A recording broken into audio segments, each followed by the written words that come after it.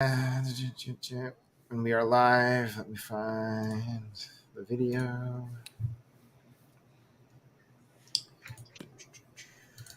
And start the show.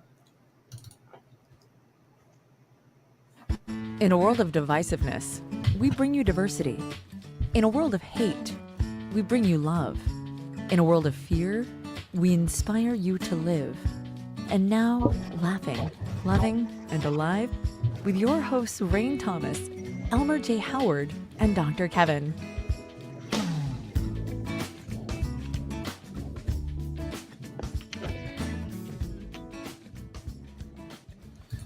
Hello. I am Dr. Strange.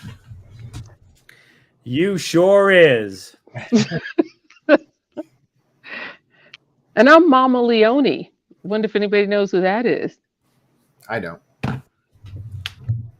Doesn't she have a line of fast food, or not fast food, but frozen Italian food that you can get and cook?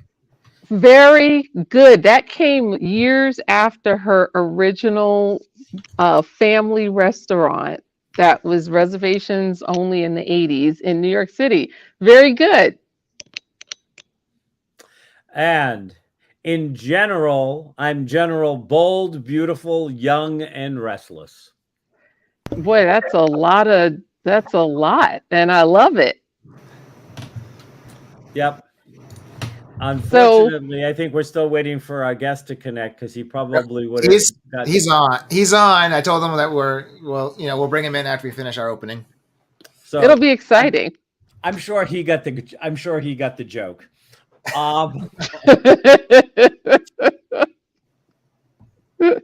If not, he's sitting there going, "Great! As soon as I get on, I'm going to be asked about this joke, and I didn't get it." I think he'll get it. He's a great guy for sure. So, how do you know this one, Rain, collector of all people? You know, we had Connie Fife. Yeah. And she knows him very well. He's very, very talented. And she said, you know what, he'd be great on the show and you guys would really like him. So, you know what that meant to me? Go collect more people, collect someone great. Looked at all of his footage. He had a book that was, it was coming out. It's out now. It's out now. Yep. Yeah, lots of great things were going on with him. And he inspired a lot of people. I was looking at people's comments, about him staying in the game of acting and entertainment and reinventing himself. So we all know how that is when you're in this business. So that is how I know him. I've never actually met him, but you know me, the texting, I feel like we're old friends. And once he gets on here, I'm sure Dr. Kevin, he'll feel like he's family.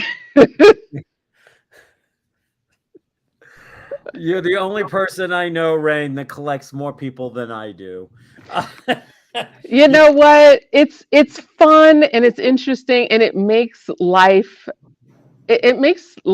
very spicy for me. I mean, some people I've collected, I've had to throw them back in. And then, below the legal, a fish too small, below the legal. A fish, yeah, too small, and some of them half eaten, and some of them like overgrown. Some of them a little rotten. We all know how rotten fish smells. Yes, exactly, and some of them a lot rotten, and all the above. But I absolutely think it's great for people to find each other that would not normally find someone like me, or maybe, Elmer or you, Dr. Kevin, and bring all those people together and make the world a better place to live. Hey, I'm all about, I'm with you. I'm all about people collecting. And I think that the more that we interconnect, the more we can create an interconnected world of love and support. And, you don't have to agree on everything. I just would like to get more people to agree on being respectful. Right. Totally. We've kind of lost that. Yeah. Well, speaking of losing things, we've lost you in Alaska. Is there anything you want to share with our audience about? I've been to Alaska actually a couple of times. I stayed there for like a month and taught classes and got to play with moose and got to go see glaciers when they were still big. Yeah, I Smaller know. now. Yeah, definitely. Um, I haven't released any pictures or anything yet because I'm still enjoying it. So I will update you on the next time we're here. You But it's been know, super awesome. okay. Honey, as long as you're having a good time and bringing your desert rain into the icy north, it's all good. The weather's been good. It rained a lot, but it's been in the 60s. I went to the state fair 3 different times because I love state fairs. And it's different, but I feel right at home. It reminds me a lot of being in West Virginia. There you go. I need to Elmer. interrupt you for 1 second, Dr. Kevin. Elmer, do you see Sean? He just texted me to let me know he's on. Yes, yes, I do. Sorry, I'm doing a lot of other technical stuff. He is on when waiting for us to bring him in. Okay, so he knows. Yeah, I sent him a Okay. message, private message. I don't know if he saw the private message, but I also mentioned during the show that when he was asking if Kevin asked if he was on yet, and I said yes, and I let him know that we'll bring him on Okay. after we finish our opening. Yeah, absolutely. I'm sorry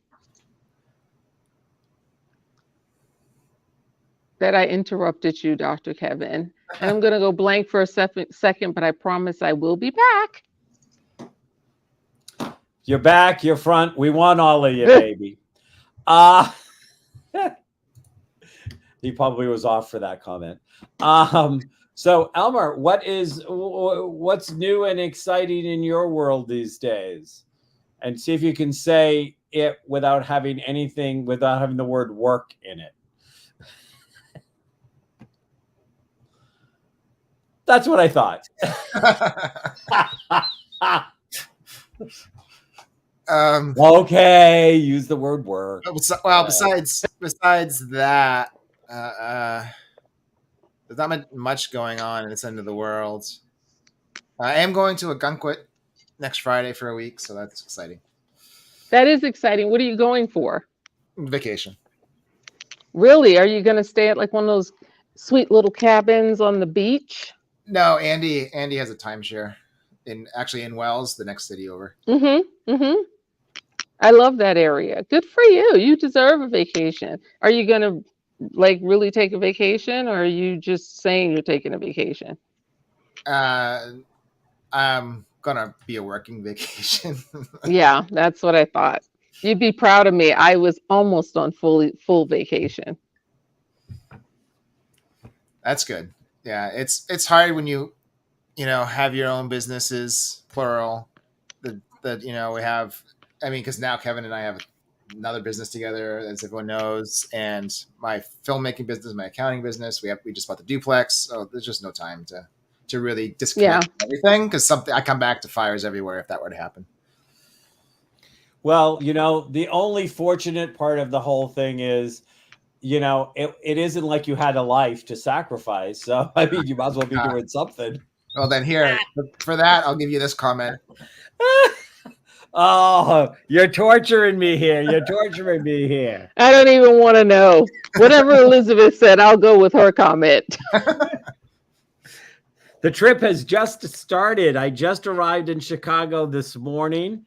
And on one hand, prosperity and abundance was up because we got upgraded into a mini suite, which was great because I'm doing work here, but I'm also hoping, cross your fingers, that I'm going to finish the current book.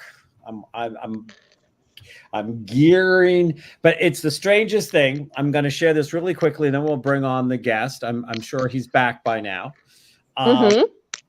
But I am writing two of the most emotionally volatile chapters right now in the book. And so I find that I can only write it. I can only, like I've been writing, like sitting down and just like blah, blah, blah, this book all along. I mean, we're up over 90,000 words now. I'm just like killing it. And I've got these 2 chapters and I can only work on them a little bit at a time. Because they're so emotionally draining to write them, because I live the characters as I'm writing them. I mean, the other day, Jeff and I were somewhere where Jeff and I were actually in Boston for the weekend, and I had got up and we were in the hotel room, and and he looked over and he saw that I was crying, and he's like, "Are you okay?" And I'm like, "Oh, this is just such a tough scene to write." Oh, wow. I can't wait until it's done so I could read it. So anyways, so I have found a few people, a couple of friends who like audio books that have agreed to let me read it to them, because that's how I like to edit it. So I'm going to read the book, get their feedback, but I'm going to be editing it at the same time, because I find that I want to do a first edit before I send it to my publisher. So, I mean, the thing here is this book is so close, and now, of course, it's become an 8-book series in my head. And as I'm picking up new things, I picked up a new character today on the plane that's going to be in a future book. I know who the character is, I know where they are, and they're all floating in my head. So, life as a part-time writer, when I'd really like to be a full-time writer, but I love what I do. As we all know, I love what I do, and I love helping people. So it's tough. I just have too many loves. I understand that completely. That's why I had to disconnect. Yep. When you love so many things and they bring you so much joy, it's like, can I get the heart much bigger? And you go, oh, it's impossible. And then suddenly, boop. And you go, well, maybe I can get a little bigger. Maybe I can do a little more loving of this book, this project, this, these people that I'm helping, this course I'm teaching, all of this stuff. So speaking of somebody who has creative multiple personality disorder, would you like to introduce tonight's guest, Rain? Well, you know what? I think Sean probably needs no introduction. And just so you know, this is the first guest that we've had on where women were posting handsome guy, good looking dude. Oh, that nice looking dude. I mean, I'm sure he gets that all the time anyway, but I just thought it was funny to see it on there. And because he is a good looking dude, and he's a great actor, and he's a great writer, and he's an all around great guy. And I want to apologize on behalf of the 3 of us that there was a little bit of a miscommunication because we're all in different places. But Sean, you don't really need an introduction. We are so glad that you are here and that you just hopped on and you're smiling and, wax on, wax off kind of. I wanted to get it before anybody else said it. Well, it's a pleasure to be here. Thank you very much. It's nice to meet all of you. That was a great introduction. Thank you. I was just sitting here smiling, listening. Oh, somebody just sent me a where text. Is everybody? Where are everyone? Where is everyone's different location? I'm in Maine. Okay. And Elmer, where are you? That's me. I'm in Maine. Oh, you're in Maine. Okay. Okay. I'm in Chicago. Okay. And are you in Vegas, Rain? Usually, I'm in Alaska right now. Oh, wow. Okay. What are you doing in Alaska? I needed to unplug for a minute. You know how it is when you have all those things tugging and pulling at you, like Dr. Kevin was just saying, and Indeed. You take it all on, and then you realize you're really not taking anything on. Yeah. Yeah. Well, it's putting on your oxygen mask first, right? I mean, if Right. you're not doing it well for yourself and taking care of yourself, it makes it impossible to do it for anyone else. So that's good. That's smart. Absolutely. Yeah. Oh, yeah. Self-care. Sean, where are you located, Sean? We don't know where you're calling in from. Brazil? From Los Angeles. Ah, okay. So we have Alaska is actually over. So we've got 4 different time zones on the show today. Mm-hmm. Wow. Yeah, we do. I'm surprised we can get on here at all.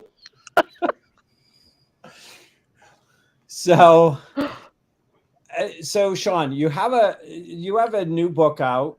called Way of the Cobra. Mm-hmm. And if you were to give it like one sentence, I'm not saying we're not going to talk more than that, but if you could give me your one sentence about the book that would make people go, oh, what would it be?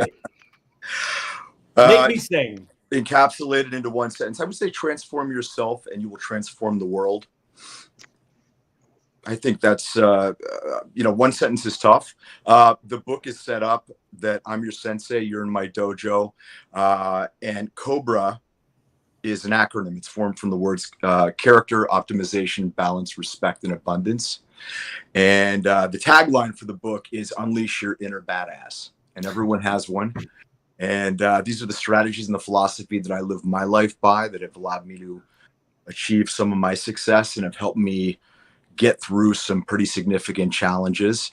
And, I wrote this book at a point in time when I had some significant success in my life. I had some epic failures, and I was looking in the mirror going, okay, what's the next chapter here, pal? What are you going to do? And I was 35 pounds overweight. I had no prospects for acting work. I was re-engaging with some demons that I thought I had long put to rest. And I realized that, I needed to make some changes very quickly. And rather than wait for my ship to come in, I decided I was going to build the damn ship. I just had to figure out how I was going to do it. And like I said, these are the strategies I used to completely change my life. And in that 1 year, my second book, Success Factor X, became an Amazon new release bestseller. I lost the 35 pounds, and I was able to get the show that I created, Studio City, on Amazon Prime, where we were nominated for 16 Emmys and won 3. And I don't say that to impress people, but I say to impress upon you what can happen when you're willing to make certain changes in your life. And the changes are simple. The changes are not easy, but they are simple. And that's what the book's about. And, I'm fortunate. I hear from people all over the world every day that they are experiencing paradigm shifts in their life from the information in the book. So it obviously plays back. There's the sensei, the dojo. It plays back to your time, which many people associate you with as Mike Barnes in The Karate Kid Part 3. So 2 questions. If you are a complete ignoramus, like someone on this show might be about martial arts, right, would this be a hard book to follow? Absolutely not. No, absolutely not. Not one bit. The information in the book is applicable to anybody. I wrote it in the construct of, being a sensei in a dojo, but it is absolutely not necessary in the least to have even a working knowledge of the Karate Kid Cobra Kai universe or martial arts. Okay. So what do you think was the most important lesson that the character of Mike Barnes taught you, the actor? I don't know that I really learned a whole lot from Mike Barnes. I mean, the character was, very much kind of a unidimensional sociopath. So I don't know that I learned a whole lot from Mike Barnes. I wish I could have sat down with Mike Barnes and taught him a few things, but I can tell you that from my martial arts training, I learned a tremendous amount, and I do bring a lot of that philosophy to it's delivered in a way that somebody who's not involved with martial arts, that's a layman, can understand and benefit from it. Oh, my wife is cooking and just set off the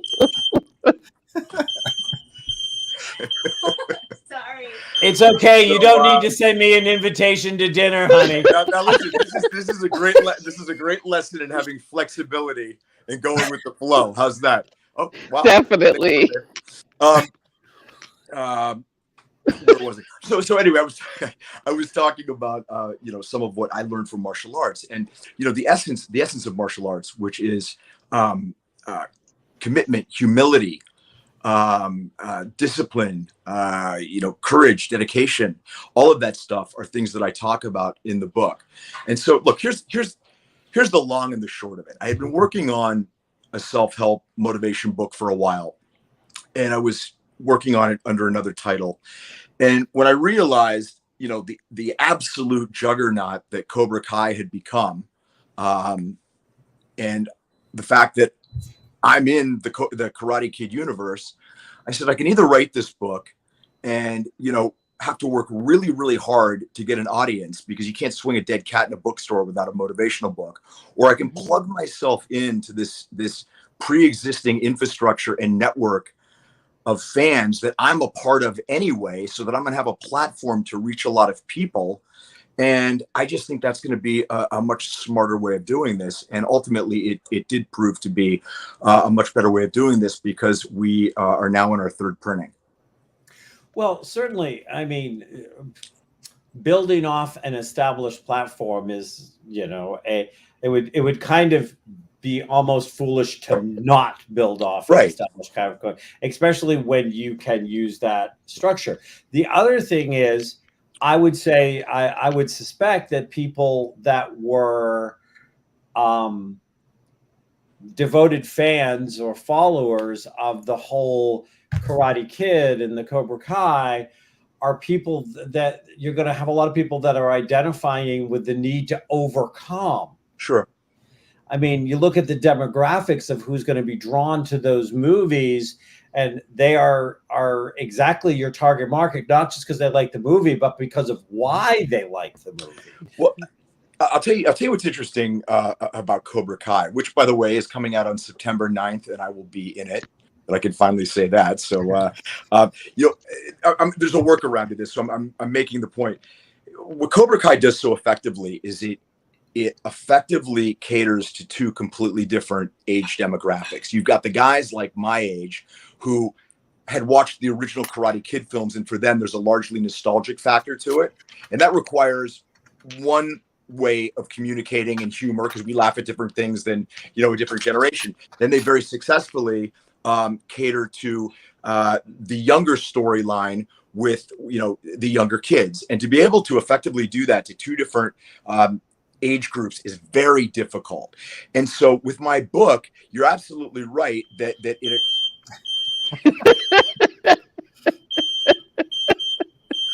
This does not compute. Ray, did you this set does this not up? compute. I don't even know why it's doing this. Probably because there's smoke. No, but I'm not even saying anything about the cooking, because I know you're microwaving something, aren't you? yes. So I don't know why. Oh boy. Anyway. Okay. So my point was.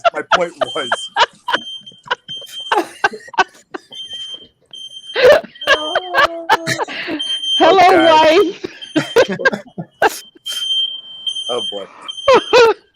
It's LA. There may be more smog outside than in. That's an excellent point. You're right. Oh my God. Oh boy, guys. Sorry about that. Don't worry about it. Dissipate in a minute. Yep. Yeah, that would. It's okay. It's okay. Listen, This is why we have a live, unscripted, unedited show. right, Because life happens. This completely Kevin. drives home the fact that it is indeed live, right? Yeah, while we're waiting, Kevin, we have a question. If you think you want to add it in, Is it from the LA Fire Department?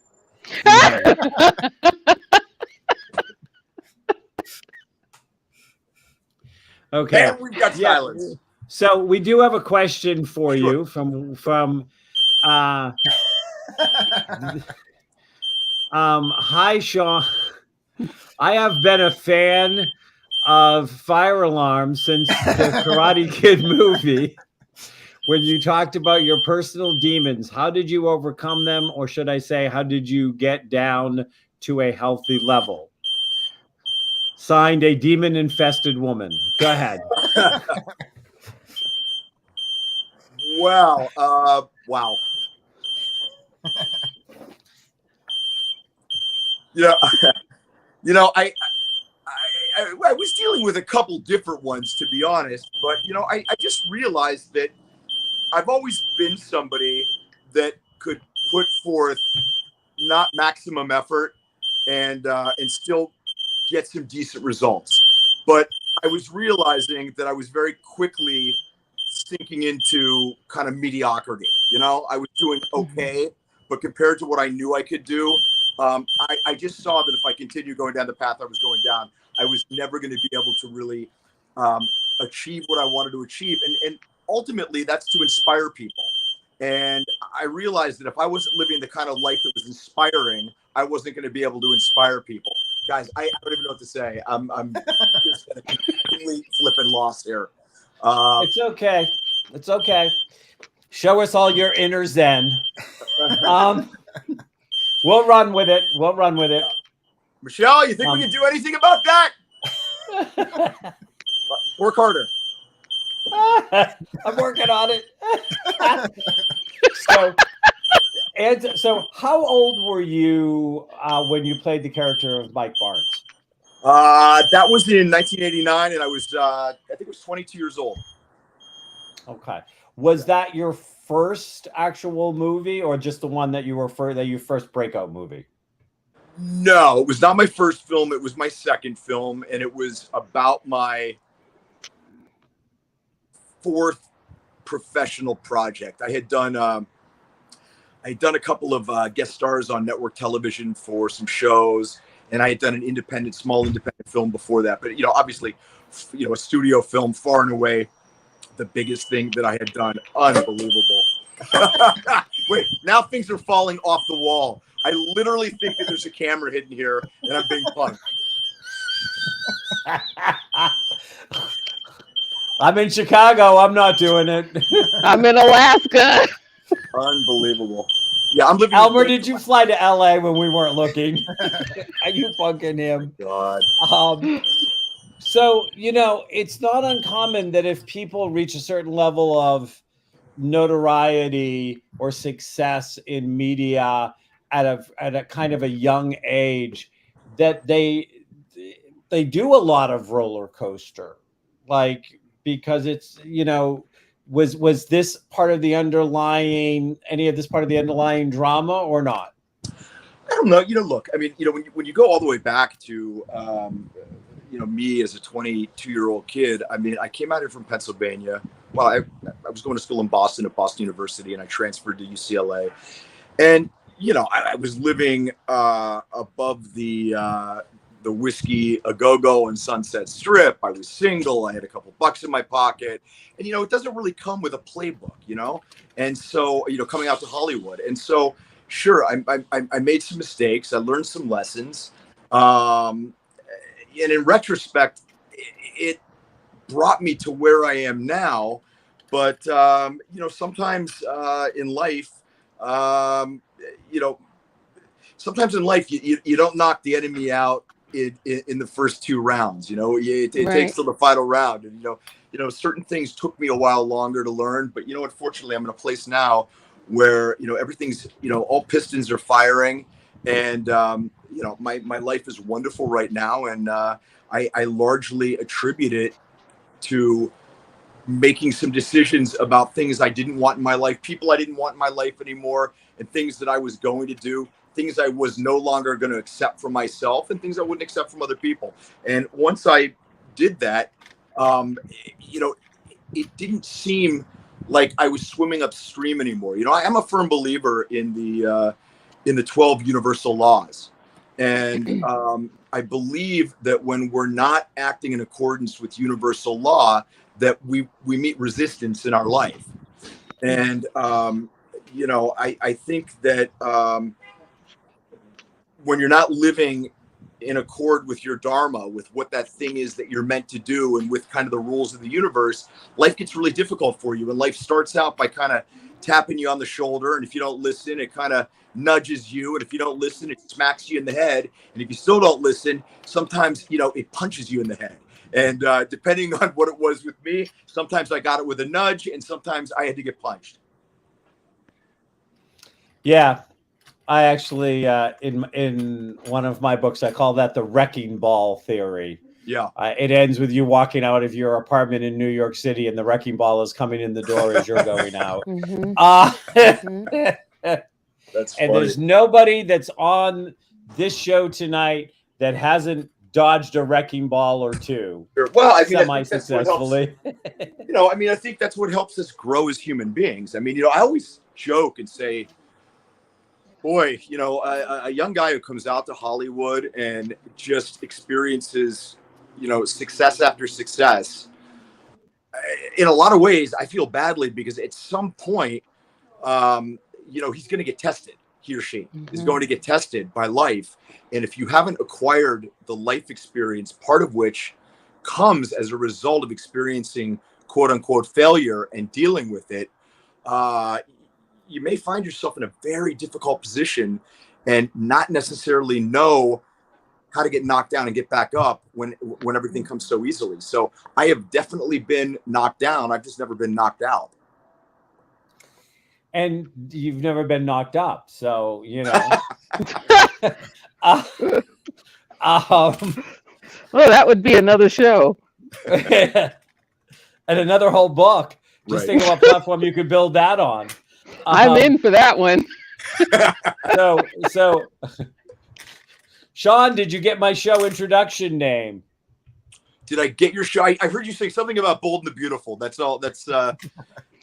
I said I was General Bold and Beautiful, Young and Restless. Okay. They didn't get it. Excellent. I got it. I soap opera humor.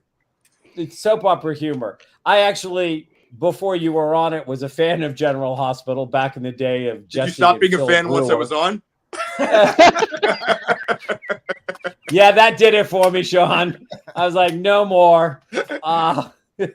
Now I was gone from that soap opera before you arrived. We had our first Quartermain as I was stopping watching it when the first Monica Quartermain. So you watched it what in the mid or late 80s then, right? Oh, I was watching it in the late 70s. Oh my God. Early to mid 80s, yeah. That's amazing. That show's amazing because it started as a radio show. Yep. And then you can't hear me? Yep. Oh yeah. Oh, I can hear No, you. she was talking to somebody. Okay. Yeah, it started as a radio show, and then it was, a black and white soap opera, and I actually came back in 2015, I think, for the 50th anniversary, and so now it's 7 years. 57 years that the show's been on. It's remarkable. So I'm curious, and I'm sure some of our listeners are curious, which is you did a major movie, and then you went into all of the soap opera stuff, and you did and there are people that got their whole life lost in soap operas. And I'm going to tell you, you may not remember this, but I got hooked on soap operas by Dark Shadows. Oh yeah, absolutely. So that as a young kid, Collins.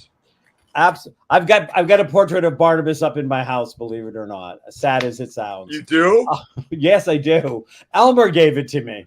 I actually worked with Mitchell Ryan on General Hospital, who was, Mitchell Ryan was the young, strapping leading man on Dark Shadows. Of course, when I worked with him, he was probably in his 70s, I think. That's funny. So you're talking about a guy there that had probably been working on soap operas for 50 years.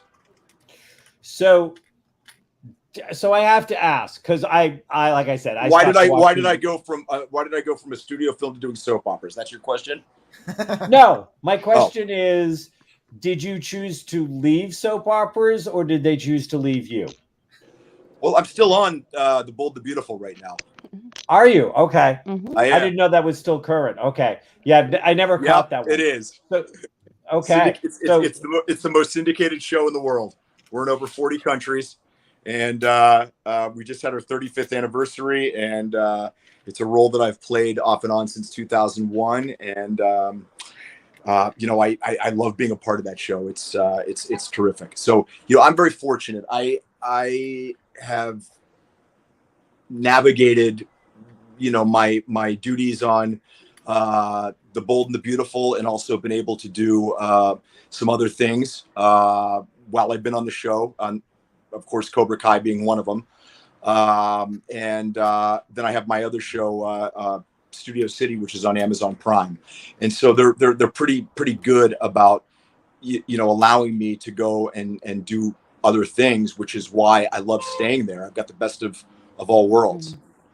So yeah, I want to know more about Studio City. What would you like to know? I have Amazon Prime. I have Okay. yet to watch Studio City. Tell me, who is Sam Stevens, and tell me a little about Studio City. Why would I want to tune in? Sell it on me so I can tune into you. So Studio City is a show that I created. It probably took me about 15 years to get it made. It follows Sam Stevens, who is an aging soap star. He plays Dr. Pierce Hartley on the #2 soap opera in the world called Hearts on Fire. And, he's a guy that when you first look at him, you think, wow, he's on TV. He must make a lot of money. He works with beautiful women, glamorous life in LA. And very quickly you realize that he is he's just like us, man. He's just trying to figure it out. He can't get out of his own way a lot of the time. He is a flawed guy. He has family issues, work issues. He has somebody show up in his life that he never knew existed, and now is a very prominent part of his life. The show is intermittently funny and incredibly, it's a tearjerker. It's a short form show, so the episodes range between 13 and 16 minutes. Very digestible. Like I said, we got nominated for 16 Emmys, and we won for our category for outstanding limited drama, which I'm very proud of. My wife and I are the writers in the show, the executive producers. A lot of our friends are the ones who star in it. And it really was a labor of love for all of us to get this done. You make something like this, and you ask your friends to be in it, and a lot of times they'll say yes, and it never sees the light of day. And then if it sees the light of day, it doesn't really come out the way that you had hoped, because maybe you don't have enough money to do it, or it comes out the way that you hoped and nobody really ever sees it, or nobody ever sees it, but you don't get any kind of recognition. And this was just a perfect storm. It worked out that, my friends all signed on to do it. It turned out really well. We found an audience, and then we got some wonderful recognition, and it really was a dream come true.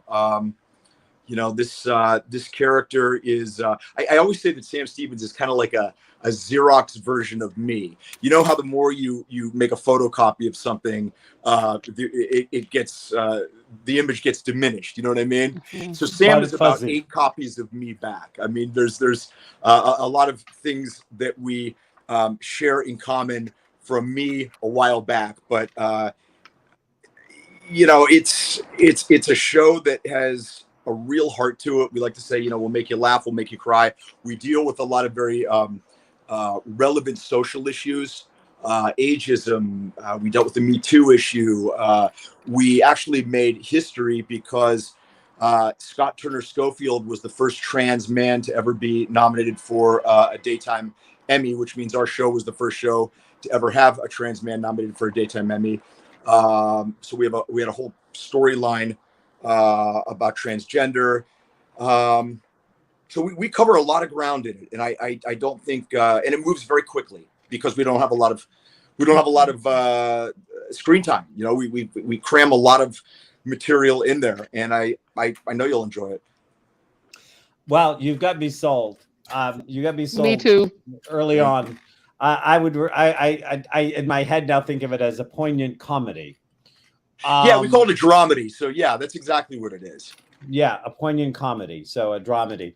I think that's great. Dr. Kevin, I have a comment from I'm going to close this. One of his fans. We don't have the smoke alarm anymore. We've got the streets of Los Angeles. So hang on a second. Bob, let me. Okey-doke. There we go. Okay. So All go right, ahead so with your Sean, comment.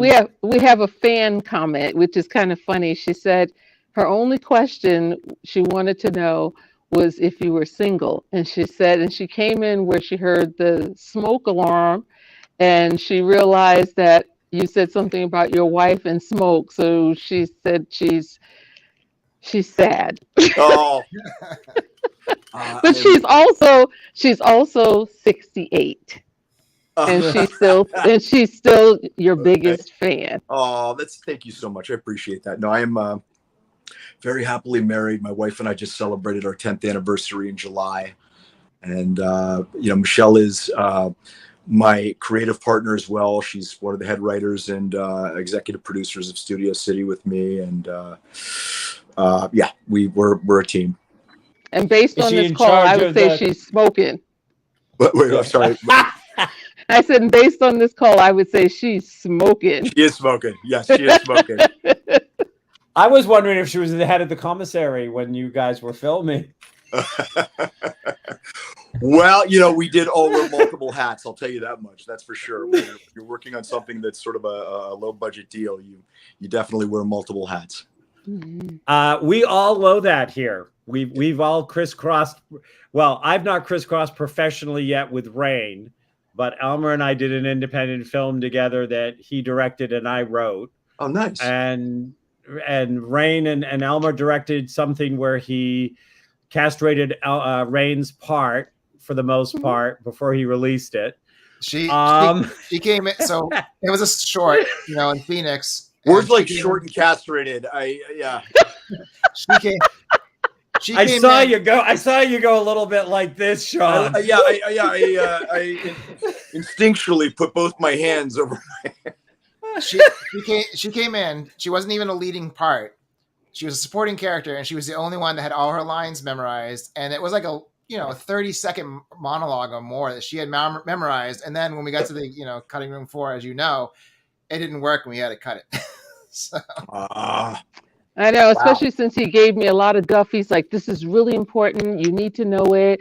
You can't paraphrase it. You got to really know it, and you really know it. And I'm like, okay, I'll be fine. And then we do it 2 times solid.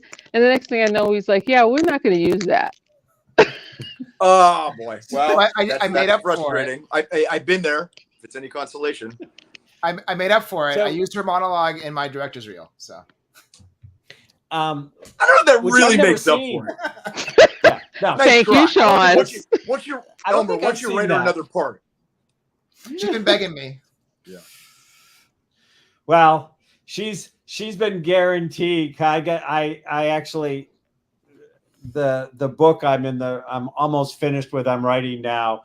I've already got a screenwriter who does writing in Hollywood that's interested in wanting to look it over for a potential movie. And I already told her I've got the perfect part for her. So I just really want to make sure that she, if I can, as the writer, that she gets it, just so I can make Elmer look bad. I mean, it will just give me endless conversation on this podcast if I can get her a part before Elmer does. Well, so I offered her a part in Kings and Queens, and she was too busy. So anyway, talk to my people. Right. Yeah, right. So,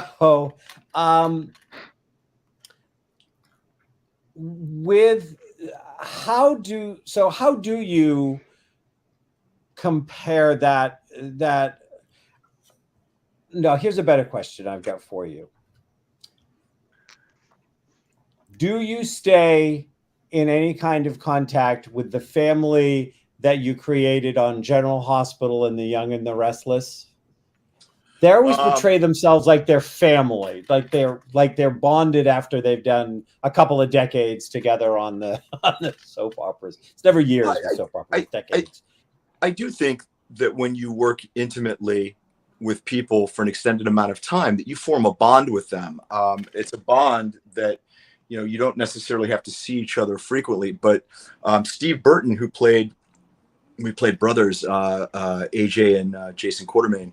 And we've known each other since, the late 80s. I've seen Steve many, many times over the years, and I actually just spoke to him a couple of weeks ago on the phone. So he's somebody that I'm close with him. I don't see him frequently, but we share a very special bond together. Yeah, there's certain people that I continue to see, and there's others that I don't. Working in the entertainment business is a frenetic business. There's moving around, there's working with new people, but hopefully you're able to touch someone's life while you work with them, and when you see them on down the road, there's still that spark, that connection that you were able to forge. So that's how I look at it. Now, did any of them follow you onto Studio City? Did any of the people that you got friendly with on any of the soap operas end up being any of the people that ended up you romanced into Studio City? Yeah. Tristan Rogers, who plays Robert Scorpio on General Hospital, won the Emmy for Best Supporting Actor on Studio City. He plays my father.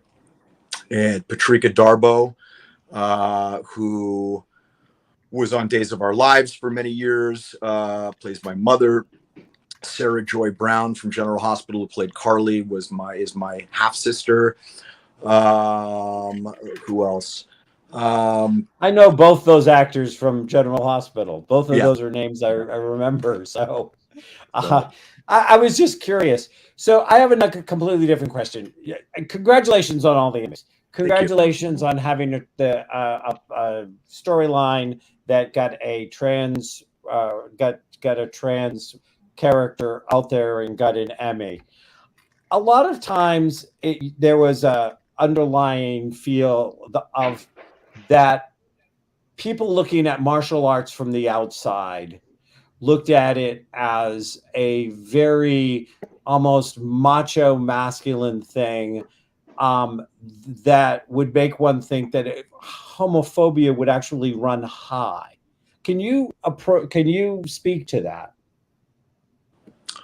Well, I understand what you're saying, because there was sort of a period of martial arts in the 70s where it did have a lot of sort of, it had a very macho quality to it. Yeah, that part of it is specifically American martial arts in America, I guess. I don't know, but I mean, martial arts is about harmony. It's about compassion. It's about empathy, self-discipline, courage. And so I would say that possibly anyone who saw that was seeing a representation of something that maybe wasn't the best, most true representation of what martial arts is all about. I would also suggest that possibly someone was making an assumption based on what they saw without necessarily sitting down and speaking to the people that they thought were transmitting that. I don't know how you would know if somebody is transphobic from watching them do a martial arts movie. I think that's a pretty big assumption.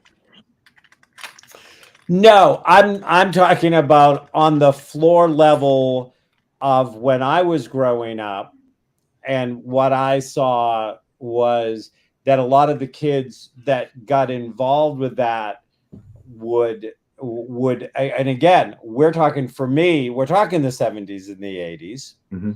And that's why I wanted to bring it up, because knowing what I know now in looking back, that somebody who truly was studying anything that is coming from an Eastern philosophy, from the kind of things you talked about, the universal, the Dharma, stuff like this, would not be either transphobic or homophobic, because it does not exist in those cultures. But the kind of American thing that permeated for a while on the streets. I would interject, and I don't mean to correct you, but I would say that unfortunately it does exist in those cultures. I mean, if you look at China, I believe that it's illegal or punishable to be gay in China, if I'm not mistaken. Modern China. Yes. So I don't know that some of the countries that are large proponents of a martial arts tradition necessarily all fall in line with the best attributes of martial arts. But yes, I agree with what you're saying. At the root of martial arts, a true martial artist would certainly not demonstrate homophobia or transphobia. Yeah. I have a- And go ahead. I have a entertainment question. Because now with a lot of the revamps of TV shows and movies and stuff, people are experiencing that, but not a lot of people have. Of where you worked with a group of people many years ago, and then were reunited with them. Can you talk about that? Was it easy? Did you guys just fit back together? Like nothing had changed, or So you're referring to Cobra Kai, I assume. Yeah, one of the greatest gifts of having worked on the show was the fact that I got to, rebuild a friendship with Ralph Macchio as a 55-year-old adult, rather than being kind of this brash 21-year-old kid, playing a role where I was meant to torment him. And the producers very much sort of facilitated keeping us apart because they were not, and probably wisely so, interested in us forming a friendship, because they didn't think it would suit what they wanted on screen. And so it's been really wonderful, getting to know Ralph like that, as two very different guys.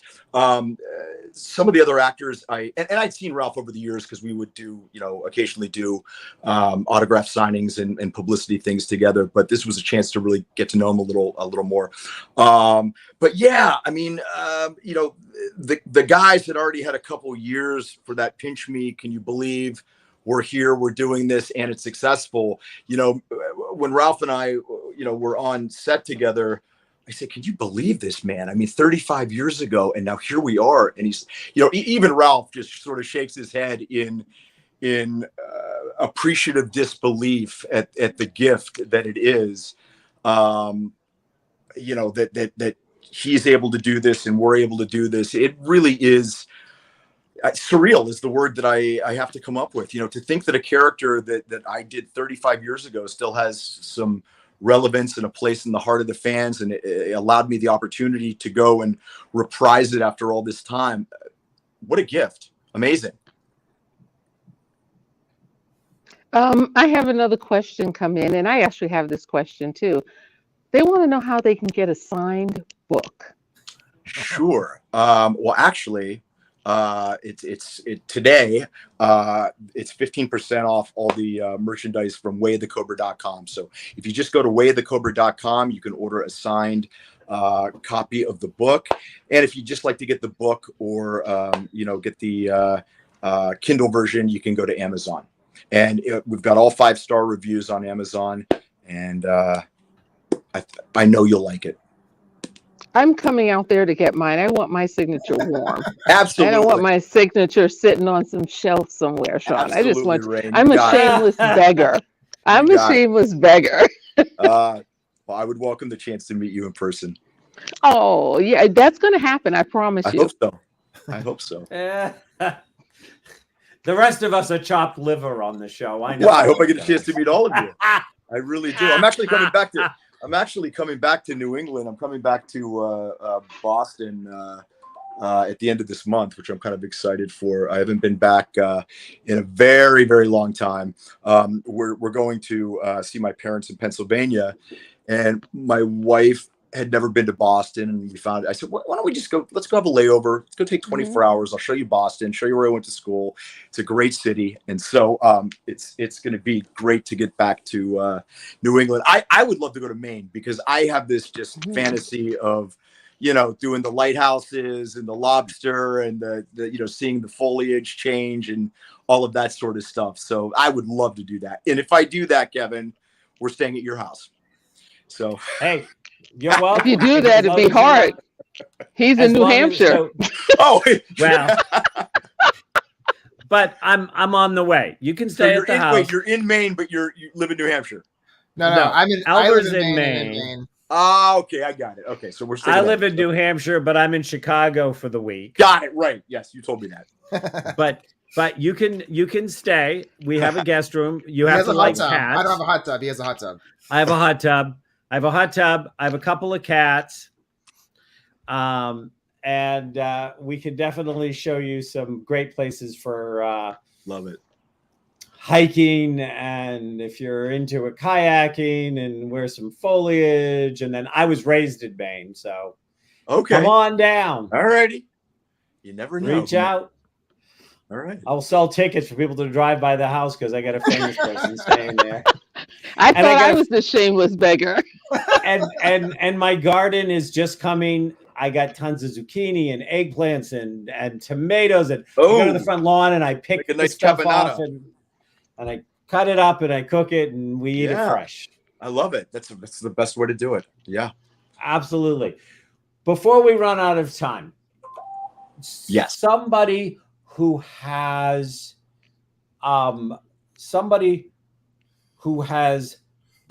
been fed all of the lies about being yourself is not enough. What do you want to say to that person that is going to help them find the way of the cobra? Wait, I'm sorry. Repeat that again so I understand. Somebody who's been fed the lies of what? That being themselves is just not enough. Like the world is not going to accept you to be you. Well, look, I think that for anyone to be truly happy, you have to be living your authentic life. You have to be living the life of who you are on the inside. But, you know, there's a lot of other things that come with it to being happy and successful. And, you know, it involves putting in effort. It involves, you know, creating authenticity with people so that you may be living your most authentic life, but are you behaving in a way that is authentic with other people, that is, you know, creating the relationships which you know, are so important in our life. I do believe the "you are enough" is a very strong message. You know, people always ask me, they say, what message would you give your younger self? And that's one of the big three that I would give myself, that you are enough. But you are enough does not mean, you know, sitting on the couch in your mom's basement playing video games for 8 hours and expecting that you're, you know, that you're being enough and that, you know, that's going to make your dreams come true. I mean, you know, the world, it's like Rocky Balboa says, the world doesn't meet anybody halfway. It doesn't owe you anything, not a damn thing.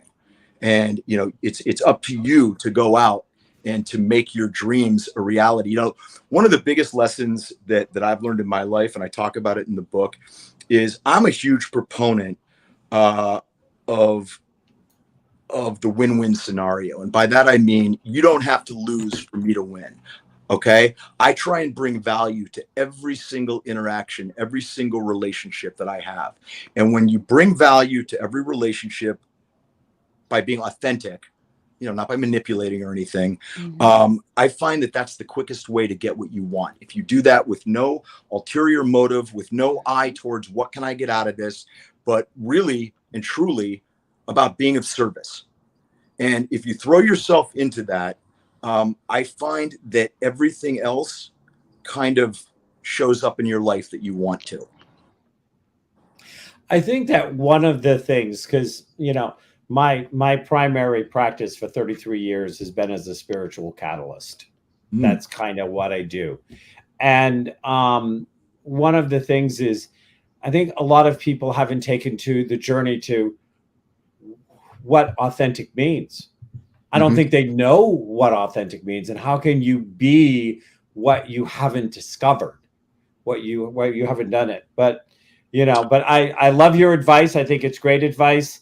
I like to actually talk about the win-win-win situation, because not only do you win and I win, but the world wins. Yeah, absolutely. I completely concur with that. Maybe I'll co-opt that and give you credit for that, because I do like that. You know, really quickly, because I know it's a whole conversation. I understand what you're saying about how do you live your authentic life when you don't know.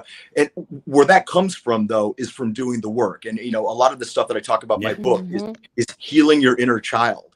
And I write a whole chapter on healing your inner child and about sort of silencing that inner critic inside your head. And in doing that work, I believe that your authentic self emerges, and it emerges from, you know, from facing challenges, both external ones and internal ones, overcoming them, seeing that you can overcome them, and that reveals your character.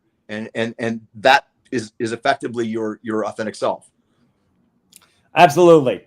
I've been helping people heal their inner children for over 30 years. So Important. we're right on track.